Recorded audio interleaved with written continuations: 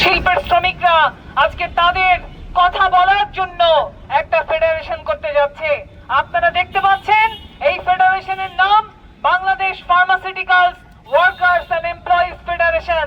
এই workers and employees federation আজকে সারা বাংলাদেশে যারা ওষুধ শিল্পে কাজ করেন তাদের সবার পক্ষে কথা বলবে।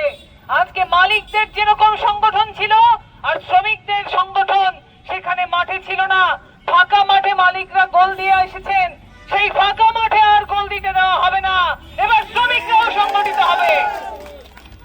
আজকে এখানে আমাদের 8টা ইউনিয়ন, 7টা রেজিস্টার্ড ট্রেড ইউনিয়ন এখানে একত্রিত হয়েছে এবং আরো একটি যেটি ইউনিয়ন করার পথে আছে।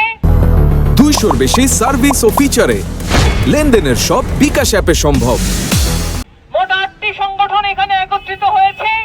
এই 8টি সংগঠন আজকে তারা যে যাত্রা শুরু করবে, আমরা মনে করি আজকে সারা বাংলাদেশের শ্রমিকরা যারা আমাদের ফেডারেশনে এখনো যুক্ত হন নাই তারা সবাই এই ফার্মাসিউটিক্যালস এর ফেডারেশনে যুক্ত হবেন। আপনারা দেখেছেন একের পর এক আন্দোলন সংগ্রাম করেই কিন্তু আজকে সারা দেশে শ্রমিকরা যতটুকু দাবি আদায় করতে পেরেছে, আন্দোলন ছাড়া কোনো দাবি কোনোদিন আদায় হয়নি। সেই আন্দোলন করার প্ল্যাটফর্ম আমরা তৈরি করলাম। আমরা আশা করব শুধু 8টা না, বাংলাদেশের যত ওষুধ কোম্পানি আছে সব শ্রমিকরা এখানে যুক্ত হবেন।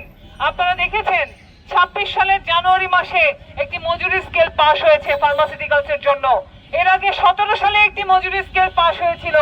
এরকম অনেক কারখানা আছে আজকে প্রায় 10 বছর পার হয়ে যাওয়ার পরও 17 সালের মজুরি স্কেলই বাস্তবায়ন করে নাই।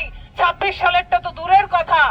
অর্থাৎ শ্রমিকরা ওষুধ তৈরি করে মানুষের জীবন বাঁচাবে, কিন্তু তাদের জীবন বাঁচানোর কোনো উদ্যোগ নেওয়া হবে না। সেই উদ্যোগ যদি সরকার না নেয়, আন্দোলন করে সরকারকে বাধ্য করার জন্য আমরা সেই আন্দোলনের পথে যাব। আমরা নিয়মতান্ত্রিক ভাবেও দাবি দেওয়া পেশ করব, কিন্তু শ্রমিকদের পক্ষে যদি কোনো উদ্যোগ না থাকে আমরা কঠোরতম আন্দোলন করতেও প্রস্তুত আছি।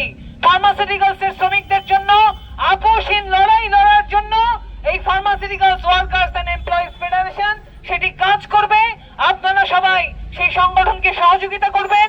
শ্রমিকদের নিয়োগপত্র, পরিচয়পত্র থেকে শুরু করে শ্রম আইনের যত দাবি আছে সকল দাবি আমরা আদায় করেই ছাড়বো বন্ধুগণ। সেই লড়াইয়ের পথে আপনারা সবাই এই সংগঠনের সাথে থাকবেন, এই সংগঠনকে শক্তিশালী করবেন।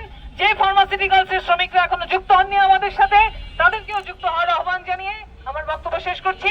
দুনিয়ার মজদুর এক হও। শ্রমিক সাথী বন্ধুগণ, আপনারা ইতিমধ্যে জানতে পেরেছেন